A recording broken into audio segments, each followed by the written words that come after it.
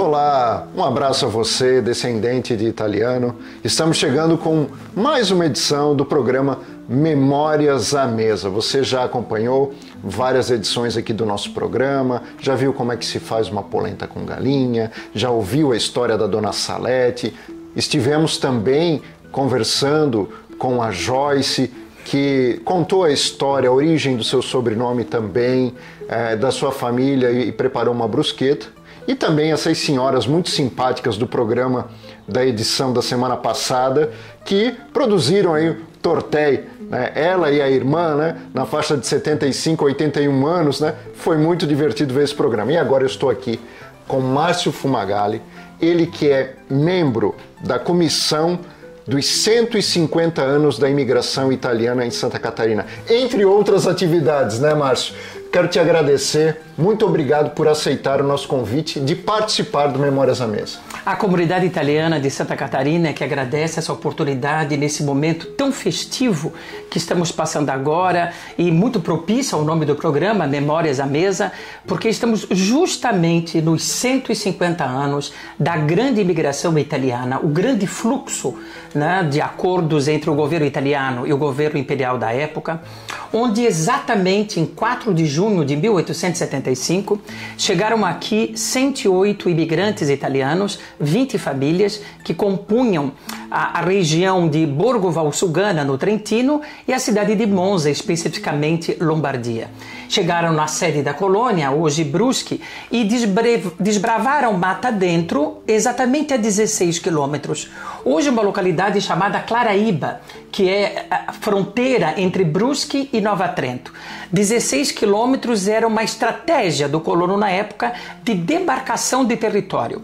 Quando visitamos a comunidade gaúcha italiana, nós também encontramos essas linhas de assentamento, também chamadas 16. E esse quilômetro, essa distância, não é muito distante, não é muito diversa, de uma Criciúma para Nova Veneza, para Treviso, para Siderópolis, para Orleans. Ou seja, eram estratégias do colono na época de assentamento. E eles chegaram aqui, é uma colônia próspera, e temos hoje esse expoente, né, da importância da comunidade italiana nessa engrenagem econômica que o Estado tem. Temos uma prova disso, Sr. Anderson, no Museu Arquidiocesano Dom Joaquim, onde eles chegavam aqui, não tinham posses para trazer uma imagem sacra da Itália e esculpiam com as próprias mãos para adorar aquele santo, os chamados santeiros dentro desse princípio da colonização. Bom, estamos falando dos 150 anos da grande imigração italiana para Santa Catarina e para as Américas. Essa leva dos imigrantes, na sua maioria, partiram do porto de Gênova, uma cidade de 2.500 anos, característica pelo seu poderio como cidade portuária, terra de Cristóforo Colombo, que descobriu as Américas em 1492. Vale salientar que as Américas foi descoberta e subsidiada a navegação pela corte espanhola, mas o navegador, o que tinha o expertismo, digamos assim, de descobrir as Américas, o navegador é italiano, Cristóforo Colombo. E o que acontece então em Gênova especificamente, além do famoso Museu do Mar, além do recente transferimento do Museu do Imigrante de Roma para Gênova como referência desse grande fluxo de imigrantes para o mundo, não só para as Américas, uma terra que por condições climáticas é muito característica na produção de ervas aromatizadas, e dentre as quais o basílico, o manjericão, que é o elemento base do molho pesto na cozinha que chegou aqui do Brasil. Ou seja, o pesto, que vem do verbo pestare, que significa macerar, a folha é macerada e não triturada, ele tem uma característica especificamente. Por isso que se diz pesto alla genovese, porque pestare, existe outros pratos, inclusive no sul da Itália, que o produto é macerado, mas o pesto alla genovese é como base o basílico, o manjericão, que é um mix de amêndoa, óleo de oliva, manjericão e o queijo parmigiano. Muitos usam queijo pecorino, o leite de pécora, de cabra, mas se torna mais agressivo e forte. Para quem quer uma alimentação mais leve, muito mais apropriada para o verão, que pode ser usado essa especiaria sobre o peixe, o frango, ou mesmo como entrada numa torrada, apreciando um bom vinho ou tomando um spritz, que penso organizar ainda na distribuição desse prato aos meus amigos aqui presentes. Olha só, o spritz que o Márcio faz realmente é nota 10, tá? Então, já tive uma oportunidade de experimentar, é muito bom. Então, uma grata surpresa pra gente aí que ainda vai ter o spritz Aperol ainda junto com o pesto. Márcio, então vamos lá então? Acredito que seja importante então apresentarmos os elementos básicos deste pesto alla genovese. Começamos com o manjericão, que na Itália se chama basílico. Apresentamos aqui o sal marinho, que é um sal um pouco mais espesso. A trituração dos elementos também se dá com uma amêndoa. Aqui na Itália se usa o pinole, que não é característico da nossa região, os trópicos. Então nós temos o nozes ou a castanha do Pará. E o elemento também importantíssimo para trazer toda uma particularidade ao molho é a questão do alho. E o óleo de oliva extravergine, quanto mais verde, mais acentuado, né, com extração fria, e fazendo com que o manjericão, após num próximo passo, será macerado para que traga todo o frescor ao molho.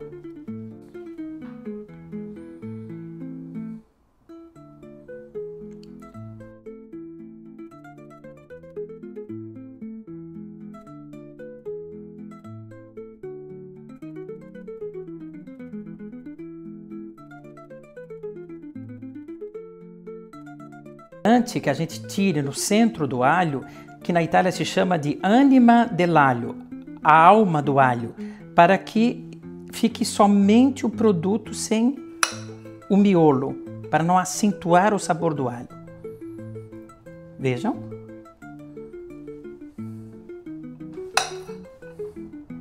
E isso sucessivamente.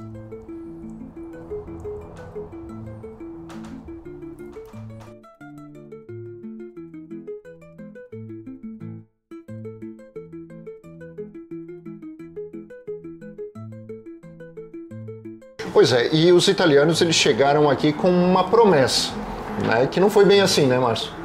Exatamente, se pesquisarmos os periódicos da época, temos grandes historiadores como a saudosa Roseli Corrêa dos Santos, Walter Fernando Piazza, o próprio Renzo Grosselli, em seu livro, que é uma bíblia da comunidade italiana, Vencer ou Morrer, relata os estímulos que tinham na época, inclusive muitas vezes partindo da Igreja Católica Apostólica Romana, porque naquele período uma grande crise econômica se abateu em toda a Europa. Estima-se que 70 milhões de europeus entre 1870 a 1920 vieram para a tão sonhada América. Isso é o equivalente da população italiana hoje. Então imaginar que essa busca de novos horizontes, de novas expectativas, de novas oportunidades, venha a casar com o nosso estado de Santa Catarina.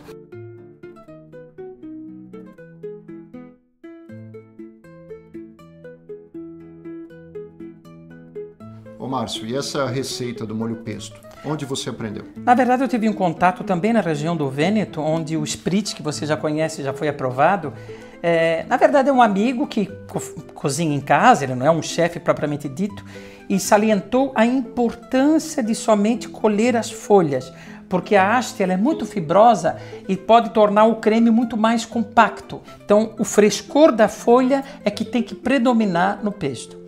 É importante que se use somente a folha do manjericão, o tal chamado basílico, porque a haste é fibrosa e ela pode deixar o molho muito denso. Assim, somente a folha traz todo o frescor do prato, evidentemente sendo macerada. Vamos para o próximo passo, então. Depois que você macerou a castanha ou nozes junto com o alho, você acrescenta as folhas, use a gosto o seu sal marinho, não muito acentuado, e volte a macerar todo esse processo. De princípio, pressionando. É um processo um pouco lento. De princípio, pressionando as folhas. Com o decorrer do tempo, você faz um movimento rotativo para que as folhas, o aroma da folha seja bem dissolvido junto com o alho e a castanha, ou noz, melhor dizendo. Importante usar o queijo parmesão. Na Itália, inclusive, além do parmesão, eles usam o queijo pecorino, porém, o queijo pecorino de pécora, leite de cabra, é muito mais pesado, muito mais encorpado, e esse, acredito que para o paladar brasileiro é mais leve. Agora chegou o momento de incluir o óleo de oliva, para que ele possa ter mais densidade, e macerando aos poucos. Quero também saber essa tua ligação com a Itália, né? Porque você é cavaleiro da República Italiana, é membro de um conselho de italianos no exterior, do Paraná e Santa Catarina. Lógico, além de ter o sobrenome que tem origem italiana, como é que começou esse teu interesse pela Itália? Como é que foi isso? Perfeito, foram exatamente hoje, fazem 34 anos do meu envolvimento com a comunidade italiana. Quando eu era um jovem de 20 anos, já presidia o Círculo Italiano de Brusque. E, na verdade, foi um débito com a minha própria família. O meu pai ficou órfão de pai aos 6 anos, deixaram Nova Trento, e a minha avó, aos 39 anos, a avó Cecília Cassadiga Fumagalli, aqui chegou e se adaptou com 2 filhos, que já não tinham pai aos 6 anos e a minha tia aos 7 anos. O que isso aconteceu? Fez com que houvesse um aborto das relações, digamos assim, um castrar das relações assim com as minhas origens. Então, na minha vida adulta, eu busquei o idioma italiano, tentei resolver certos porquês pendentes, porque nós todos sabemos que temos que ter a coragem e a capacidade de olhar para trás e não ter vergonha, né? E sentir a vontade do que nós somos em consequência de um passado e projetando muitas vezes para um futuro. Então, esse olhar para a minha história, esse débito que eu tinha com a minha própria família, fez com que me atrelasse cada vez mais. Sou de origem Fumagalli, Cassaniga, é de uma origem lombarda, milanesa. Minha mãe é Sabino, de origem romana. E sim, essencialmente, uma parte minha é portuguesa. Mas assim, eu queria saber de ti, Márcio, como é que eram essas tuas lembranças de infância em relação à gastronomia, família? O que você pode contar pra gente? Na verdade, o que acontece, em função dessa ruptura com os meus avós paternos, os Fumagalli e Cassaniga, são lembranças que muitas vezes podem ter sido até camufladas pela figura do meu pai, pela dor de ter perdido um pai muito cedo, entendeu? Eu confesso que não foram nada boas, elas foram de certa forma traumáticas. Por isso que eu tive que buscar esse débito que eu tinha com a família, em buscar o idioma, em buscar as minhas histórias, muitas vezes veladas pela perda de um avô muito recente, aos 30, 40 anos. Então, a relação com a minha avó Cassaniga também ela foi limitada, né? Ela foi muito restrita. Eu acredito que a minha italianidade dependeu exclusivamente da minha boa vontade, que sempre fui cético na vida. Eu sempre quis buscar os porquês das questões e busquei de uma maneira muito individual, indiferente de memórias à mesa ou de memórias ainda veladas pela perda do avô. Eu acho que esse fator traumático, eu não tenho como esconder isso, fez com que as minhas memórias fossem muitas vezes veladas, né? Por um momento de dor que a família passou. Mas eu acho que eu superei, eu cresci, eu cheguei na minha maioridade, contornei tudo isso e que agora eu estou imerso nessa comunidade do Paraná e Santa Catarina, onde cada família que faz parte dessa comunidade me acolhe com aquele avô que eu não tive, com a minha avó que foi ausente. E isso me preenche, isso me conforta e isso me dá força para dar caminho a essa caminhada já de 34 anos. E aí você faz parte de uma comissão que organiza desde do começo do ano aí os 150 anos da imigração italiana, com a presença em várias cidades, vários eventos. Como é que se originou essa comissão? E eu gostaria que você falasse também do trabalho que foi realizado. Perfeito. A comissão é fruto da Frente Parlamentar Itália-Santa Catarina, que é uma das frentes que a Assembleia Legislativa tem, coordenada pelo deputado estadual Vicente Caro Preso, na qual hoje o Conselho é formado por 14 pessoas distribuídas nos 4 cantos do Estado, na qual também o deputado é coordenador da comissão e que orgulhosamente eu aceitei o convite, já que Brusque culmina nesse fator histórico, nesse lado pioneiro do grande fluxo migratório que acabou eclodindo em 4 de junho.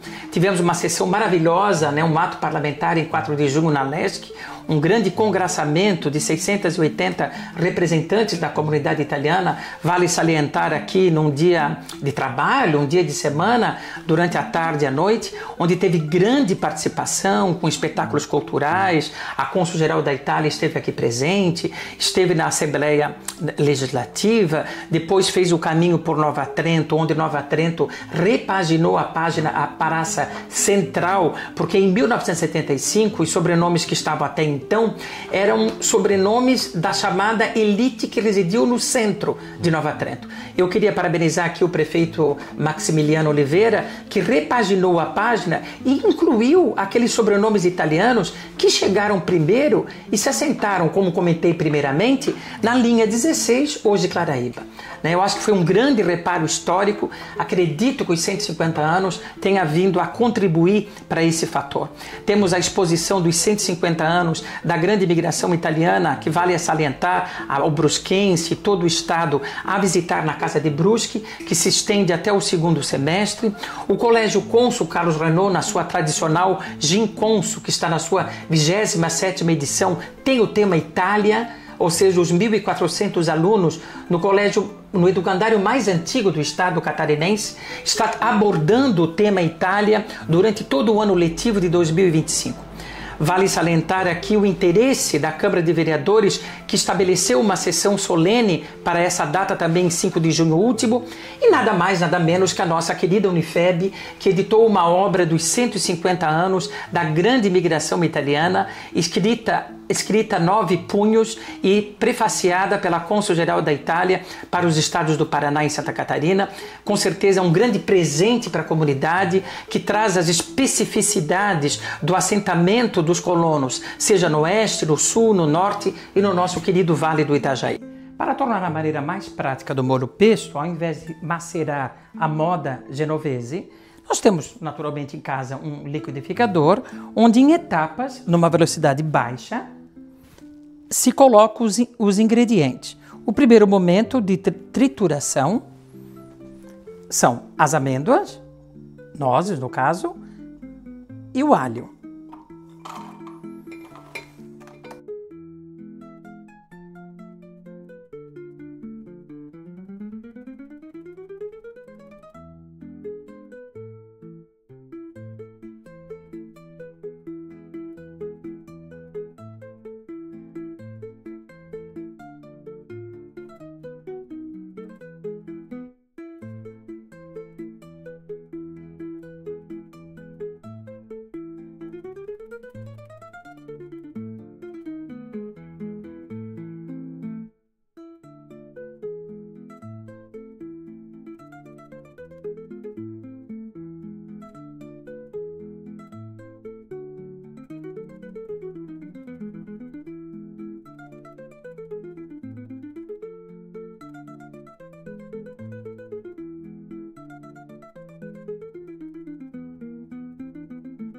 Márcio Fumagalli tem um livro aqui, uma obra, em homenagem aos 150 anos da imigração italiana em Santa Catarina, não é, Márcio? Exatamente, são exemplares limitados, são os 150 anos da grande imigração italiana em Santa Catarina, o período 1875-2025, que é uma coletânea sobre coordenação do professor Andrei José Tafner Fraga, que aqui está. São 9 autores que escreveram em cada parte do estado especificidades, particularidades de cada região, do que a comunidade italiana veio a colaborar no potencial que nós temos hoje, que é o estado de Santa Catarina. Desde os primórdios da imigração até a contemporaneidade. Inclusive, no último capítulo, o Comitê dos Italianos do Exterior, presidido pelo senhor Edoardo Bonetti, faz uma explanação do sistema Itália, de como a comunidade hoje é representada e defendida junto ao governo italiano. Então é uma satisfação fazer uma entrega a um número de exemplares que ainda é limitado, ao jornalista Anderson Vieira, que esse livro possa aquecer muitas memórias, não só memórias à mesa, mas memórias afetivas que nos transportam a 150 anos atrás, a todos esses valorosos homens que aqui chegaram e construíram a sociedade catarinense. Obrigado. Fico muito feliz aí com o presente, né? Com certeza vou dedicar muita atenção a esse livro aqui, que marca, né? Acho que fecha com chave de ouro o programa Memórias à Mesa, com esse exemplar aqui, que vai trazer, né, toda essa informação, toda essa história e brindar, né, esses 150 anos da história, né? Porque se estamos aqui hoje é porque antepassados vieram e desbravaram, vieram para o desconhecido, né, Márcio? E fizeram a coisa acontecer. Por isso estamos celebrando esses 150 anos. Sim, nada mais justo que celebrarmos toda a renúncia dos nossos antepassados e que nos deixaram aqui com esse momento de prosperidade e de crescimento dentro do Estado.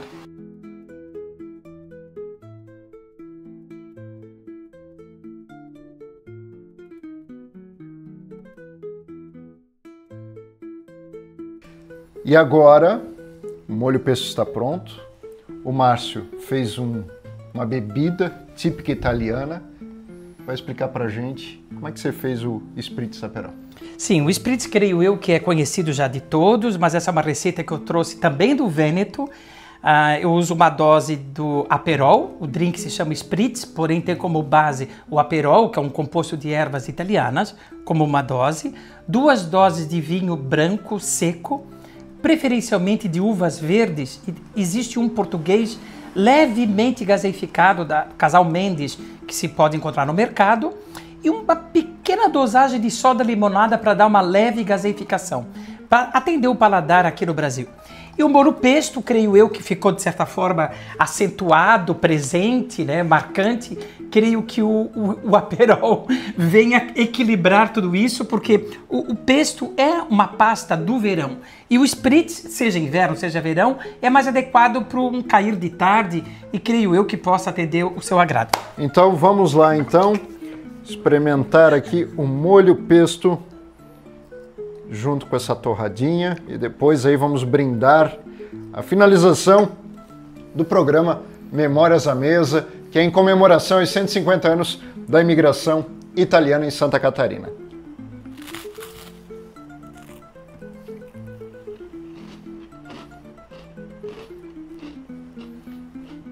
Marcante, com o frescor do manjericão. Ele pode ser consumido com peixes, aves, inclusive com massa, mas a torrada apropriada para o aperitivo feito Spritz, eu acho que é de bom tamanho. Ficou perfeito. E eu quero fazer esse brinde contigo aqui, te agradecendo por receber a gente para esse programa especial, para a gente encerrar, né, fechar com chave de ouro o Memórias à Mesa. Agradecido, nós agradecemos muito em nome da comunidade italiana a possibilidade das Memórias à Mesa trazer um pouco da nossa história e que muitos anos possam se suceder em prol da comunidade italiana no Estado.